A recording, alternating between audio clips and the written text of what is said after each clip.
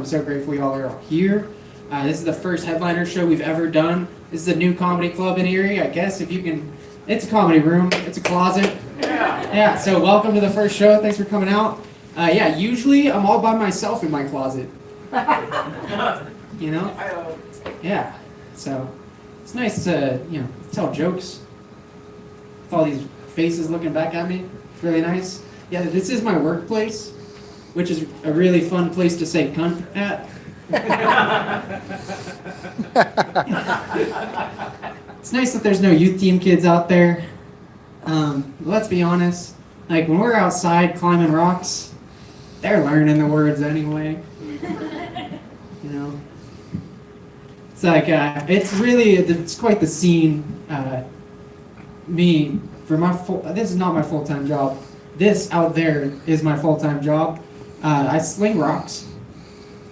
Yeah, plastic rocks, not the ones that Ronald Reagan put in the black neighborhoods in the 80s. Yeah. Ew.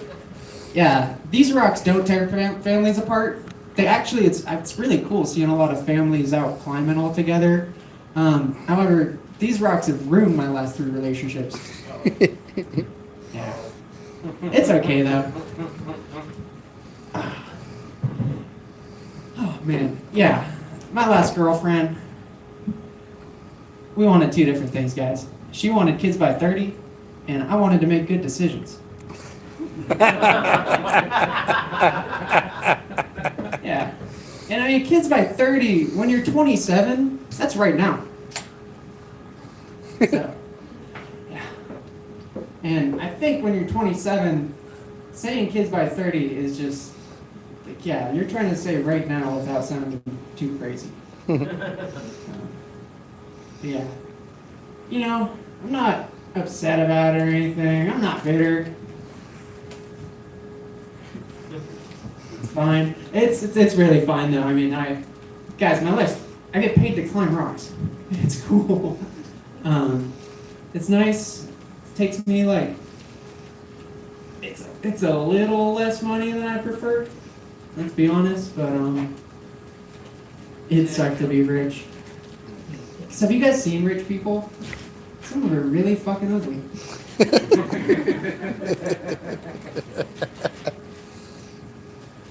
Man.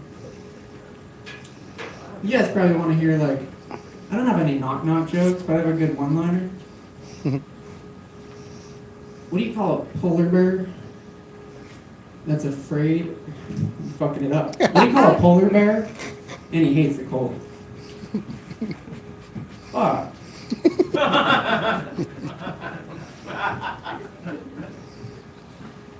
What about that same polar bear? And it's 20 years in the future, but he can't swim. Super fun. He's a little more comfy though. Can I tell you guys a dirty one? Please. I'm sorry. It's really hard doing this at your workplace. I'm going to do it anyway. You know that? I'll make it inclusive too. You know that thing when your partner is doing that like thing with their mouth that you like? You look down, you're like, damn, you're dehydrated.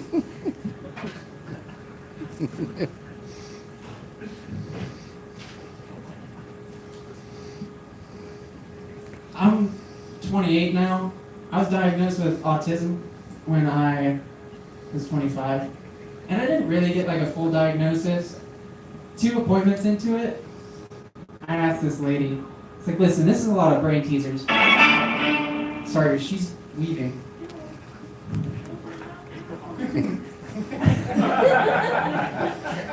What are you making? I can't say the wrong thing. No, what are you making? No, it's for him. You're making him a gift in front of him? He doesn't know what it is. He's guessed 3 different things and they aren't right, so. But Huh? Exactly. it's a surprise. I'm surprised while you watch me make it. Yeah, it slowly comes together. Very sweet. Still not bitter about my ex.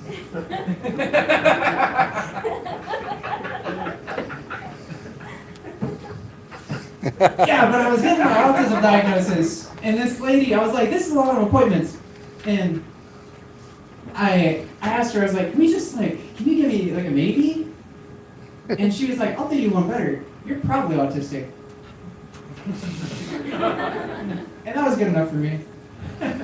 She actually didn't charge me for the appointment, and was like really remorseful, it seemed, that I was just sick of it. But, you know, I got the rocks.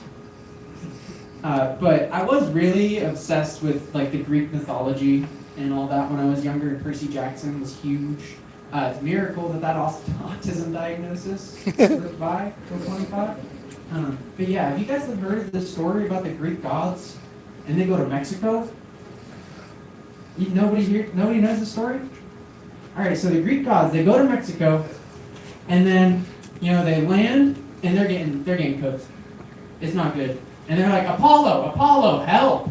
We need you, help! Apollo, Apoyo, help! Turns out he was just a chicken. I'm glad you guys are smart. Sometimes, like, Americans don't laugh at that joke, and I don't get it because it fucking kills at CCOT. Man. Do you guys like flowers? You got a flower on your shirt. That's nice. Yeah. What about, man, you got a favorite flower? Say a daisy. A daisy? That's almost a little gay. Tulips. If you said tulips, then for sure. Yeah. I like flowers though. They're cool. This one dude, I asked him that question, and he said like, thornberry. I was like, dude, I can't even call you gay now. But yeah, this one time I was driving down the road, and I see a sign. And, you know, country back roads, you see a sign written in Sharpie, you think, I should probably stop, right? See what's up. This sign said, mums for sale. I just got out of a relationship. I said, British ladies, what's up? So I turned in, saw them, lady smoking a cigarette, through her teeth, just, you know, exactly what you think she looks like. And I said, what's up with these mums, lady? She said, Sonny, we got a deal. You buy 5 and I'll throw in a hoe for free. I said, cool. Yeah, so you can imagine the dismay I felt when she walked out with 5 baskets of flowers and a gardening tool for me to put them wherever. Yeah, she could tell I was disappointed though. She said, Sonny, I know that was not what you were looking for. These ladies in the back will do whatever you want. Maybe even pee on you. And she said, my back's a little side-goggling. So if you could carry this case of Gatorade back to them, I know those ladies are dehydrated.